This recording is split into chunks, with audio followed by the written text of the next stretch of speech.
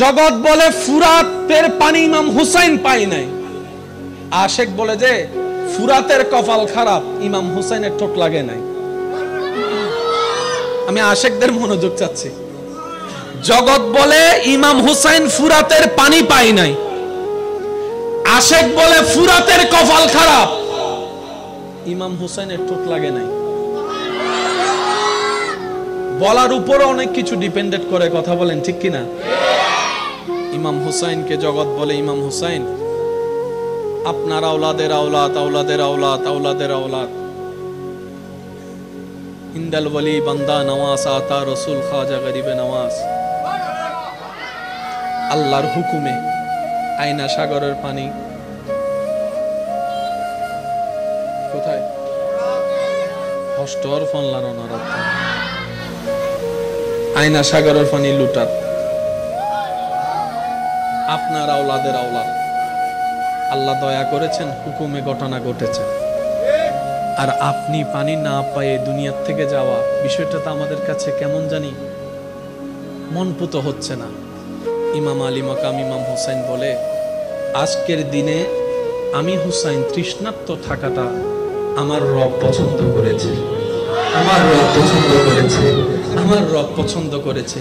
যেমনি ভাবে রমজানের সময় তোমরা দুপুর বেলা ক্ষুধার্ত থাকাটা রবের পছন্দ, তৃষ্ণার্ত থাকাটা রবের পছন্দ, বুক ফেটে যাচ্ছে রমজানে দুপুর বেলা তৃষ্ণার জন্য, তুমি পানি পান করছো না, রব খুশি হচ্ছে। ঠিক তেমনি ভাবে আমি ইমাম আলী মাকাম ইমাম হুসাইন কারবালার ময়দানে পানি স্পর্শ না করলে আমার রব যেহেতু খুশি হবে, আমি হুসাইন পানি স্পর্শ করব না, পানি স্পর্শ করব না। আমি তোমরা দেখছো ফুরাতের পানি, আমি ইমাম হুসাইন কারবালার ময়দান থেকে হাউজে কাউসারের পানি দেখতে পাচ্ছি। বলেন সুবহানাল্লাহ।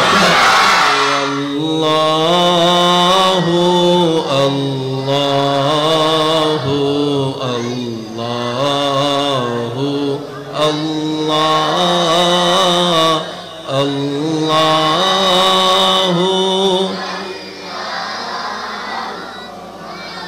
আল্লাহু আল্লাহ। সুবহু বাদা মিন طلعته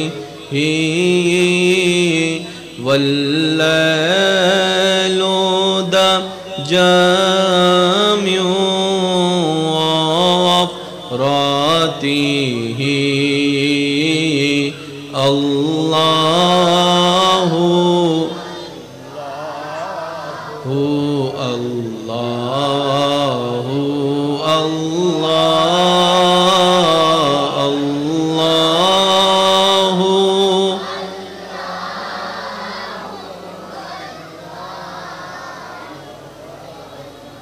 كنز الكرام مولى النعم هادي الأمم لشريعته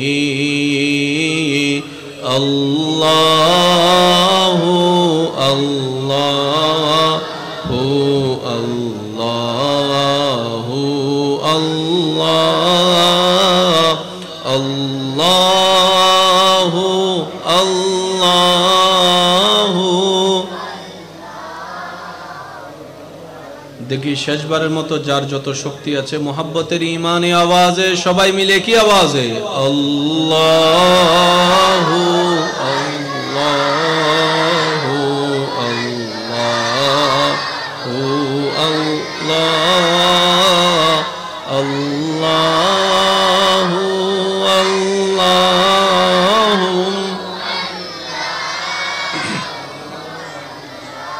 অধ্যকার হামিদচর সর্বস্তরের এলাকাবাসী ও প্রবাসী ভাইদের আন্তরিক ভালোবাসা, মহাব্বত ও সহযোগিতায় হিলফুল ফুজুল আনারুল্লাহ শাহজি রহমতুল্লাহ আলাই যুব কমিটির সদস্য ভাইদের অক্লান্ত আন্তরিক পরিশ্রমের মাধ্যমে আয়োজিত 10 দিন ব্যাপী এই 13তম আন্তর্জাতিক ঐতিহাসিক পবিত্র সোহাদায়ে কারবালা মাহফিলের আজকের এই তৃতীয় দিবসের মান্যবর সভারত্ন,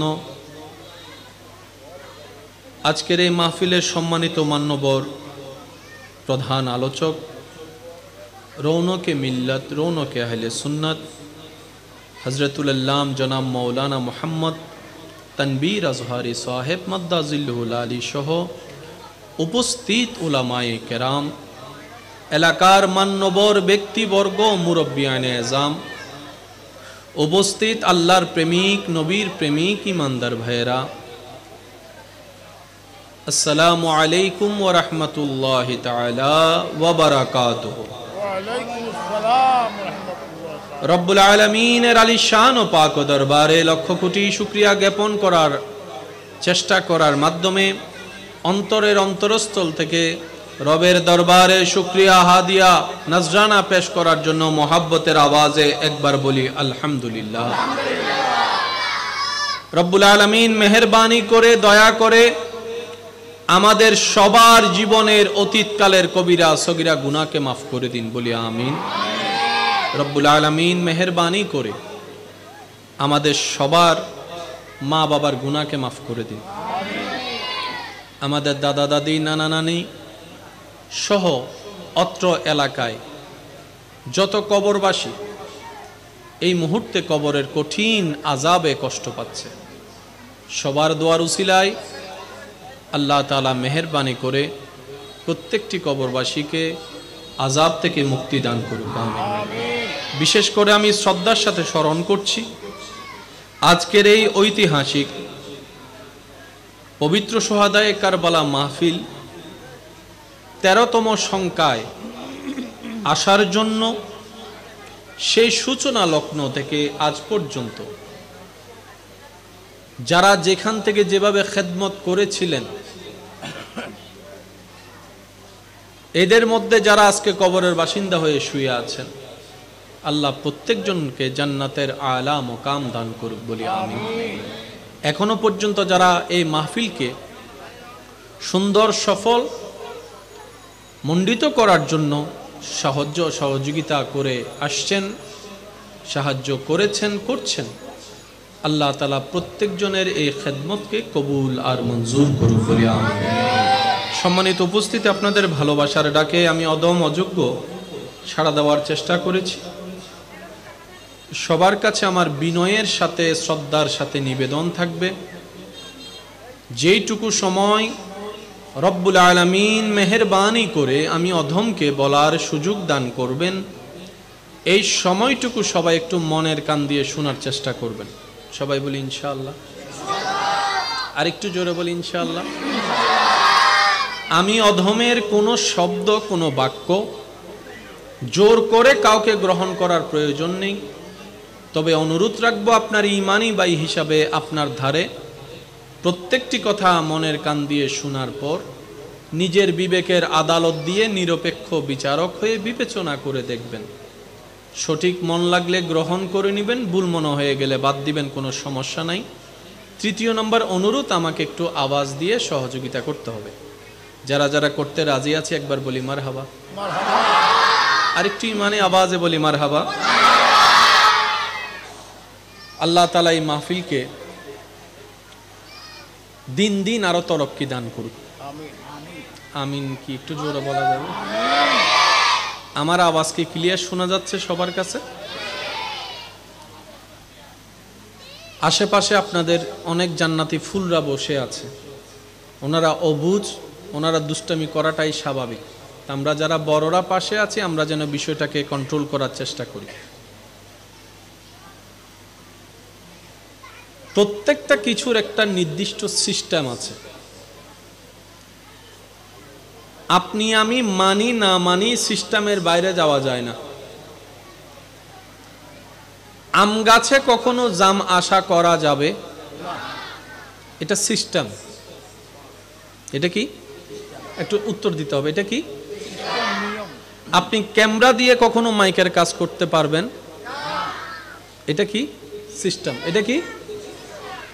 সৃষ্টি জগত ঠিক তেমনি ভাবে রব্বুল আলামিনের দেওয়া কিছু সিস্টেম আছে। সুবহানাল্লাহ বলো। আল্লাহ চাইলে পারতেন না আজকে বিয়ে হলো কালকে বাচ্চা হওয়া? শুনি নে পারতেন? ইন্নাল্লাহা আলা কুল্লি শাইইন কাদির, কুন ফায়াকুনের অধিকারী হও বললেই যিনি হয়ে যায় সব। কিন্তু তিনি সিস্টেম করে দিয়েছেন, সেটা কনসিভ হওয়ার মাধ্যমে 1 মাস 2 মাস 5 মাস 7 মাস যাওয়ার পরে কারো 9 মাসে ডেলিভারি হয়, কারো 6 মাসে 9.5 মাসে হয়, কারো 10 মাসে হয়, কারো 10 মাস 10 দিনে হয়। আওয়াজ একটু বড় করে দিতে হবে। সিস্টেম কার? বলেন না, সিস্টেম কার? আর রব্বুল আলামিনের প্রত্যেকটা সিস্টেমেই হচ্ছে সৃষ্টির জন্য, বান্দার জন্য কল্যাণ কল্যাণ কল্যাণ। যে শুহাদায়ে কারবালার মাহফিলে আপনার আমার অবস্থান বর্তমানে, এই জিনিসটা যখন ঘটছে আল্লাহ কি দেখে কি দেখে নেই? বলেন না ভাইয়া, আল্লাহর জানা ছিল কি ছিল না?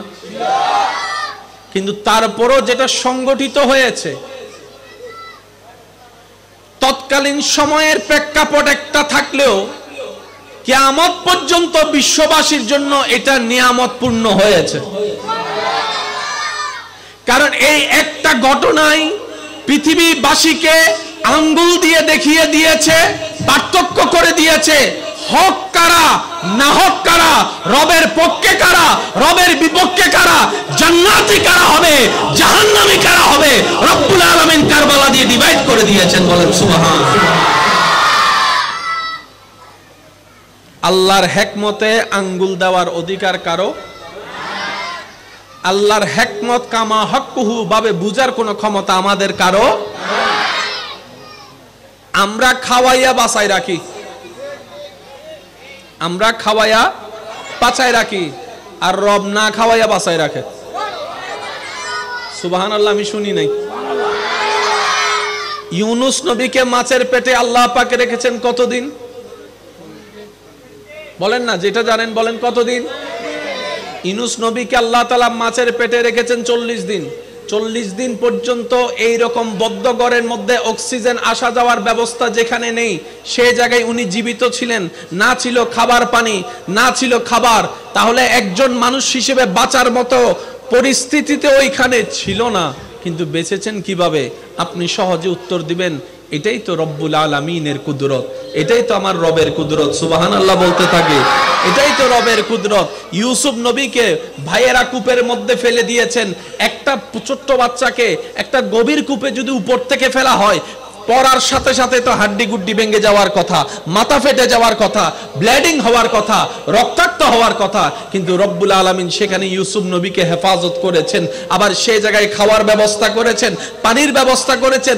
রব্বুল আলামিনের কুদরতি ভাবে রব্বুল আলামিন জানাই দিতে চাই, বান্দারে তোদের টেনশন করার দরকার নাই, আমি মালিক, আমি খালিক, আমি রব তো তোদের জন্য আছি। সর্বদা তাওয়াক্কুলটা আমি রবের উপর রাখ, জীবন চলতে থাক।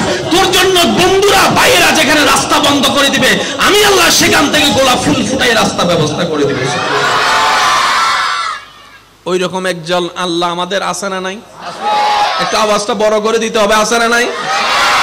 আমাদের কোন জিনিসটার মধ্যে একটু পরিষ্কার করতে হবে, সেটা হচ্ছে আল্লাহর উপর তাওয়াক্কুলের জায়গায় একটু আমাদেরকে গসা মাজা করতে হবে।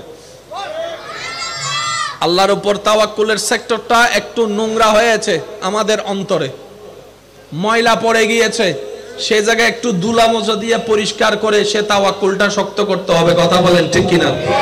আসুন ভাইরা, আজকের এই মহান আয়োজনের মধ্যে এসে আমরা যেন 2-4টি কালিমা শিখতে পারি, বুঝতে পারি। আল্লাহ যেন আমাদেরকে সে তৌফিক দান করে। আমিন। মনে রাখবেন ভাইয়েরা, মনে রাখবেন, আমাদের এই দুনিয়ার বিষয়টা একদম সংক্ষিপ্ত। সেই ছোটবেলার স্কুল জীবন, ক্লাস 1, 2, 3, 5, 4 এর পড়ার জীবনটাকে একটু খেয়াল করলে দেখবেন, মনে হবে কিছুদিন আগে আপনি স্কুলে মাদ্রাসায় ছিলেন। অনেকটা বছর পার হয়ে গিয়েছে। কি পরিমাণ যে দ্রুত আমাদের হায়াত শেষ হয়ে যাচ্ছে, শুক্রবারের দিনটা খেয়াল করলে বোঝা যায়। এই শুক্রবারে জুমার নামাজ পড়ে অনেক সময় ঘরে এসে খাওয়া দাওয়া করতে না করতে আবার আসরের আজান ধ্বনি শোনা যায়। তখন অনেকে বলে এই তো মাত্র জুমাটা পড়ে আসলাম, এখন আবার আসরের ওয়াক্ত চলে আসলো, একটা দুইটা দিন যেতে না যেতে আবার বৃহস্পতিবার চলে আসে, আগামী দিন শুক্রবার জুমার নামাজের প্রস্তুতি। কি পরিমাণ যে দ্রুত হায়াতের সময়টা আমাদের শেষ হয়ে যাচ্ছে, এই বারগুলার দিকে খেয়াল করলেই ভালো করে দেখা যায়। তো এই অল্প হায়াতে আমাদের তো অনেক দায়িত্ব, জান্নাত অর্জন করতে হবে, রবকে খুশি করতে হবে, পারিবারিক দায়িত্ব আছে, সামাজিক দায়িত্ব আছে, বাবা হিসেবে দায়িত্ব আছে, মা হিসেবে দায়িত্ব আছে, স্বামীর দায়িত্ব আছে, স্ত্রীর দায়িত্ব আছে, শিক্ষকের দায়িত্ব আছে। এতগুলা জিম্মাদারি আমরা অল্প হায়াতে ছোট্ট মানুষ কিভাবে পালন করব? মনে রাখবেন, রবের যখন দয়া চলে আসবে তখন ছোট্ট ছোট্ট কাজও অনেক বিশাল হয়ে আপনার জন্য বরকত হয়ে যাবে। বলেন না সুবহানাল্লাহ। সেজন্য সর্বদা তাওয়াক্কুলটা রাখতে হবে কার উপরে? আওয়াজটা একটু বড় করে দেন, কার উপরে? তা আল্লাহর উপর তাওয়াক্কুলটা যে আমরা রাখবো, কিভাবে রাখবো, কোন ওয়েতে রাখবো? এত লম্বা কথা তো আমাদের মনেও থাকে না, এত কঠিন জিনিস তো আমাদের অল্প জ্ঞানে বুঝেও আসে না। সেজন্য উলামায়ে কেরামের দোয়া নিয়ে বলে যাওয়ার চেষ্টা করি।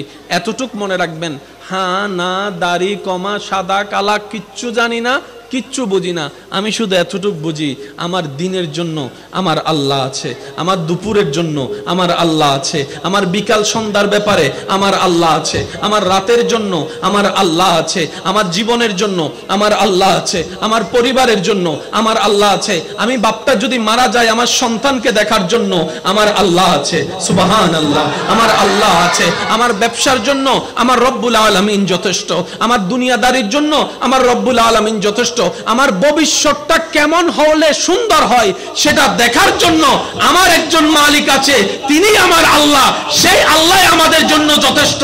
হাসবুনাল্লাহ হাসবুনাল্লাহ হাসবুনাল্লাহ। আল্লাহ দিল আলহামদুলিল্লাহ, আল্লাহ না দিল আলহামদুলিল্লাহ, সর্বদা আল্লাহর উপর খুশি থেকে আলহামদুলিল্লাহ বলবো আর আল্লাহর হুকুমের দিকে তাকাই থাকবো। বলেন না সুবহানাল্লাহ। আল্লাহ পাক বলে যে বান্দা আমি আছি তোর জন্য। যদি এই কথা তুই মন থেকে বলতে পারিস আমার আল্লাহ আছে, আমি আল্লাহ বলবো যে বান্দা টেনশন করিস না, আমি আছি। যেদিন বান্দার কথার সাথে আল্লাহর কথা মিল হয়ে যাবে সেদিন থেকে সেই বান্দার জীবন কাদ আফলাহা হয়ে যাবে। বলেন না সুবহানাল্লাহ। ইমানদার ভাইরা, কষ্ট হচ্ছে না তো আপনাদের? কোনো বিরক্ত বোধ করছেন? আমি সবার কাছে একটা অনুরোধ করব, ওই আওয়াজটা যেন না হয়, আওয়াজ হলে মনোযোগ নষ্ট হয়ে যায়। হ্যাঁ, আমরা একটু চেষ্টা করব যেন আদবটা রক্ষা করতে পারি। আমরা একবার দরুদ শরীফ পড়ব, এরপরে আমরা নীরব হয়ে যাব। সবাই মিলে মন খুলে আল্লাহুম্মা সাল্লি আলা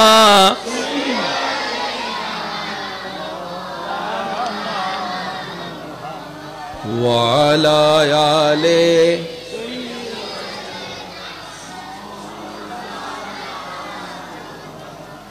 ইবে ওই মাহফিলে তাই সুন্দর বসুন্দর আওয়াজে বুঝিয়ে দিবে সিডেঙ্গে আওয়াজ ন তাই সিডেঙ্গে আওয়াজ একবার দরুদ শরীফ পড়ুন। আল্লাহুম্মা সাল্লি আলা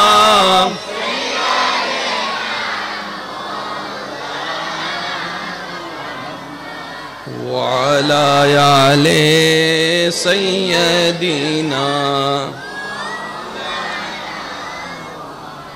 প্রাণ মন উজাড় করে সবাই একবার বলেন মারহাবা, আর একটু জোরে বলেন মারহাবা। আসুন আমরা ইসলামটাকে একটু বোঝার চেষ্টা করি। বিসমিল্লাহির রহমানির রহিম।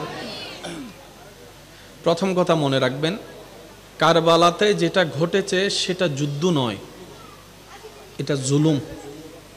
এটা কি একটু খেয়াল করি আমরা সবাই। যুদ্ধের জন্য প্রথম শর্ত হচ্ছে যে জায়গা বাছাই করতে হবে। কি বাছাই করতে হবে? এটা আমার যুবক ভাইরা আরো ভালো করে বুঝবেন। টুর্নামেন্ট খেলেন না আপনারা? টুর্নামেন্ট, এই দলে এই দলের সাথে একটা টুর্নামেন্ট হয় না? গ্রামে গ্রামে এলাকায় এলাকায় টুর্নামেন্ট হয় না? টুর্নামেন্ট কিভাবে সেটিং করেন? জায়গা সেটিং করেন, বার সেটিং করেন, টাইম সেটিং করেন। ওইদিকেও 11 জন, বুঝতে পারছেন? কারবালাতে ইমাম হুসাইনের পক্ষে ছিল কতজন? সাথী ছিল কতজন? 72 জন। বিপরীত দল কত? তো 22,000-এর সাথে 72 কি যুদ্ধ না জুলুম? জোরে বলেন। যদি 72 হতো তাহলে যুদ্ধের পর্যায়ে নেওয়া যেত। দ্বিতীয় নাম্বার, ইমাম হোসেন কি একা গিয়েছেন নাকি ছোট বাচ্চাও নিয়েছেন? ইমাম হোসেন কি একা গিয়েছেন না মহিলাও ছিলেন? কোন মানুষ, সুস্থ মানুষ যুদ্ধের ময়দানে ছোট বাচ্চা নিবে? আমি শুনি নাই, আওয়াজ আরো জোরে বলেন। কোন সুস্থ মানুষ কি যুদ্ধের ময়দানে নিজের মা বোনকে নিবে, মহিলাকে নিবে? কিন্তু ইমাম হুসাইনের কারবালার ময়দানে দেখা যাচ্ছে মহিলাদের অস্তিত্ব আছে, ছোট বাচ্চার অস্তিত্ব আছে। তার মানে প্রতীয়মান হয়ে গেল ইমাম আলী মাকাম, ইমাম হুসাইন কারবালার ময়দানে ঘটে যাওয়া সেই ঘটনার প্রেক্ষিতে পূর্বকালে উনি যুদ্ধের জন্য বের হয় নাই, উনি দাওয়াতের জন্য বের হয়েছেন, দাওয়াতের ডাকে সাড়া দিয়ে বের হয়েছেন, দাওয়াতের প্রস্তাবে সাড়া দিয়ে বের হয়েছেন। উনি যুদ্ধে যাই নাই, উনি দাওয়াতে গিয়েছেন, আমন্ত্রণে গিয়েছেন। ওই দিন যেটা ঘটেছিল তারা কৌশলে করেছে, এটা যুদ্ধ নয়, এটা জুলুমের অংশ ছিল। কথা বলেন ঠিক কিনা? যুদ্ধ আলাদা, জুলুম। কষ্ট হচ্ছে না তো আপনাদের? আসুন, আপনারা অনেক কিছুই জানেন, ওগুলাকে রিপিট না করার চেষ্টাটা করব, একটু গভীরে যাওয়ার চেষ্টা করব। দ্বিতীয় নম্বর কথা, ইমাম হুসাইন আলী মাকাম সৈয়দুস শাবাবে আহলিল জান্নাহ, রসুলের নয়নের মণি, মা ফাতেমাতুজ জাহরার কলিজার টুকরা, মৌলা আলী শের খুদার মাথার তাজ। ইমাম হুসাইন কারবালার ময়দানে যেই পরিবেশটা সংগঠিত হয়েছিল সেই দিন, ইমাম হুসাইন পানি স্পর্শ করে আমরা পাই নাই বলবো না, ইমাম হুসাইন পানি পাই নাই বলবো না, আমরা বলবো যে ইমাম হুসাইন পানি চাই নাই। একটু বলেন না, বলেন না। কারণ পাই নাই বললে মেন্টালিটি একদিকে চলে যায়, চাই নাই বললে বীরত্বকে আরো বড়ভাবে দেখা যায়। ইমাম আলী মাকাম ইমাম হুসাইন যদি সেই দিন কারবালার ময়দানে একবার আল্লাহকে বলতেন, আল্লাহ আমি পানির কাছে যাব না, পানি আমার কাছে এনে দাও। আমি শুনি নাই, আরো জোরে বলেন। পানি কি আসতো নাকি আসতো না? আপনাদের এলাকায় পানি কত ফুট নিচে? এখানে পানি নিতে গেলে ভালো পানি কত ফুট নিচে? 250 ফুট যদি ধরি, 250 ফুট তো আর কম না যে একটা আঙ্গুল দিয়ে দেখানো যাবে, এটা অনেক লম্বা একটা পথ। কথা বলেন। যত পাহাড়ি এলাকা পানি তত নিচে, বলেন না, যত পাহাড়ি এলাকা তত পানি। ওইদিকে ইসমাইল আলাইহিস সালাম কাবা শরীফের প্রাঙ্গণে ছোট্ট ছোট্ট পা, ছোট বাচ্চার ছোট্ট ছোট্ট পা দিয়ে মাটিতে আঘাত করছে, জমজমের পানি বের হয়েছে। আমি মন মতো সুবহানাল্লাহ পাই নাই। আমার ইমানদার ভাইয়েরা, বিশেষ করে মাদ্রাসা এবং স্কুল কলেজের ছাত্র ভাইয়েরা যদি থাকেন একটু বিশেষ মনোযোগ দিবেন। ইসমাইল আলাইহিস সালাম বড় না ছোট? পাগুলা আরো ছোট। এই ছোট্ট ছোট্ট যদি পা দিয়ে মাটিতে আঘাত করে গর্ত হলে আর কদ্দূর হবে? গর্ত হলে আর কদ্দূর হবে? হয়তো 1 ইঞ্চি হবে। কিন্তু ইমাম ওই দিন হযরত ইসমাইল আলাইহিস সালাম ছোট্ট পা দিয়ে মাটিতে আঘাত করছে, সেখান থেকে আল্লাহ তাআলা কুদরতিভাবে এমন একটা নলকূপ, এমন একটা কূপের অবস্থান করেছেন, সৃষ্টি করেছেন, জমজম কূপ, যেটার পানি কিয়ামত পর্যন্ত শেষ হবে না, হবে না, হবে না।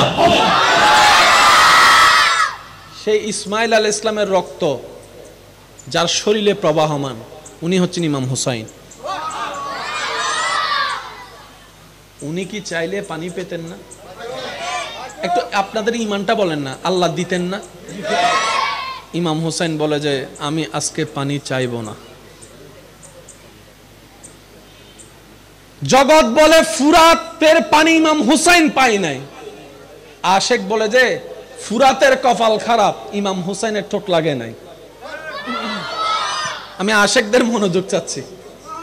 জগৎ বলে ইমাম হুসাইন ফুরাতের পানি পাই নাই, আশেক বলে ফুরাতের কপাল খারাপ, ইমাম হুসাইনের ঠোঁট লাগে নাই। বলার উপরে অনেক কিছু ডিপেন্ডেন্ট করে। কথা বলেন ঠিক কিনা? ইমাম হুসাইনকে জগৎ বলে, ইমাম হুসাইন আপনার আওলাদের আওলাদ, আওলাদের আওলাদ, আওলাদের আওলাদ। ইন্দাল ওয়ালি বান্দা নওয়াজ আতা রসুল খাজা গরিবে নওয়াজ। আল্লাহর হুকুমে আয়না সাগরের পানি কোথায় হস্টর ফনলার অনারত আয়না সাগরের পানি লুটার আপনার আওলাদের আওলাদ আল্লাহ দয়া করেছেন, হুকুমে ঘটনা ঘটেছে, আর আপনি পানি না পায়ে দুনিয়ার থেকে যাওয়া বিষয়টা তো আমাদের কাছে কেমন জানি মনপুত হচ্ছে না। ইমাম আলী মাকাম ইমাম হুসাইন বলে, আজকের দিনে আমি হুসাইন তৃষ্ণার্ত থাকাটা আমার রব পছন্দ করেছে, আমার রব পছন্দ করেছে, আমার রব পছন্দ করেছে। যেমনি ভাবে রমজানের সময় তোমরা দুপুরবেলা ক্ষুধার্ত থাকাটা রবের পছন্দ, তৃষ্ণার্ত থাকাটা রবের পছন্দ, বুক ফেটে যাচ্ছে রমজানে দুপুরবেলা তৃষ্ণার জন্য, তুমি পানি পান করছো না, রব খুশি হচ্ছে। ঠিক তেমনি ভাবে আমি ইমাম আলী মাকাম ইমাম হুসাইন কারবালার ময়দানে পানি স্পর্শ না করলে আমার রব যেহেতু খুশি হবে, আমি হুসাইন পানি স্পর্শ করব না, পানি স্পর্শ করব না। আমি তোমরা দেখছো ফুরাতের পানি, আমি ইমাম হুসাইন কারবালার ময়দান থেকে হাউজে কাউসারের পানি দেখতে পাচ্ছি। বলেন সুবহানাল্লাহ।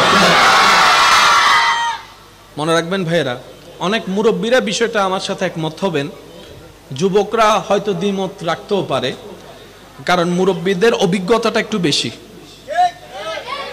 কথা বলেন না রে ভাইয়া।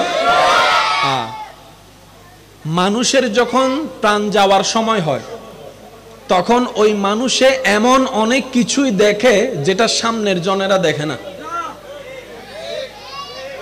হনদিন হন মানুষ সহারা চলিলে যাই এর চাইও ভাই, বস সময় মুরব্বী কলে মরি যাবে সময় হয় রাস্তা তো সর, জানলার সাইডে তো সর, নামাতে ওনারা হম পরিব তো নলি তারা হব বানায় হইর আবার জামিলে আছে।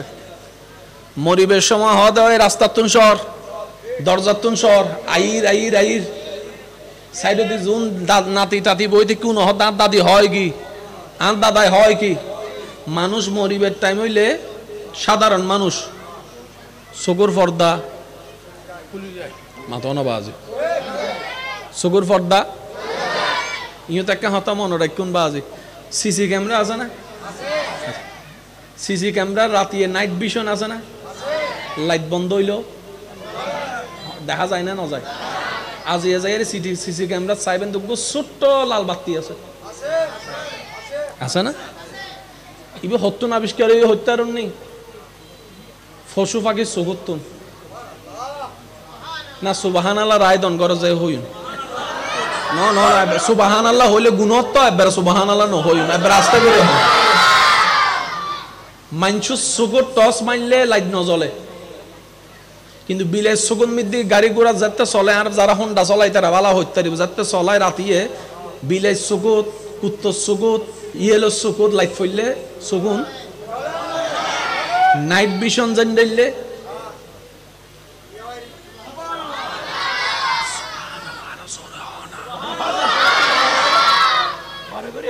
আর বোধ বাইক কলে বিজ্ঞানরে বেশি দাম দেয়।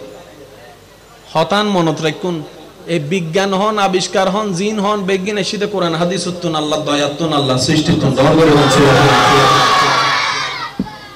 বিজ্ঞান যেখানে গিয়ে মাথা নত করবে, সিলিন্ডার করবে, সে বলবে ইম্পসিবল, কোয়াইট ইম্পসিবল, সেই জায়গায় মনে রাখবেন ইসলাম মাত্র কথা বলা শুরু করবে। কথা বলেন ঠিক কিনা?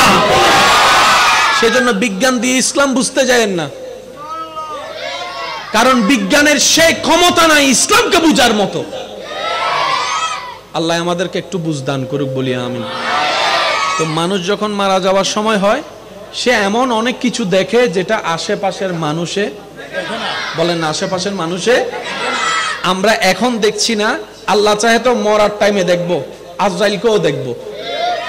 কিন্তু আল্লাহর বান্দাদের ভিতরে এমন কিছু আল্লাহর কাছের প্রিয় বান্দারা আছেন ছিলেন, যারা দুনিয়াতে থাকা অবস্থায় আল্লাহ ওনাদের চোখের পর্দা তুলে নিয়েছেন, কলবের চোখ দুইটা খুলে দিয়েছেন, কলবের চোখ দুইটা খুলে দিয়েছেন, সুবহানাল্লাহ বলি না। নবী রাহমাতুল লিল আলামিন, ইমামুল মুরসালিন, খাতামুন নবিয়িন, ইন্না আতাইনাকাল কাউসারের মালিক নবী, ওয়ামা আরসালনাকা ইল্লা রাহমাতাল লিল আলামিন, শানওয়ালা নবী, ওয়া রাফা'না লাকা যিকরাকের চাদরওয়ালা নবী।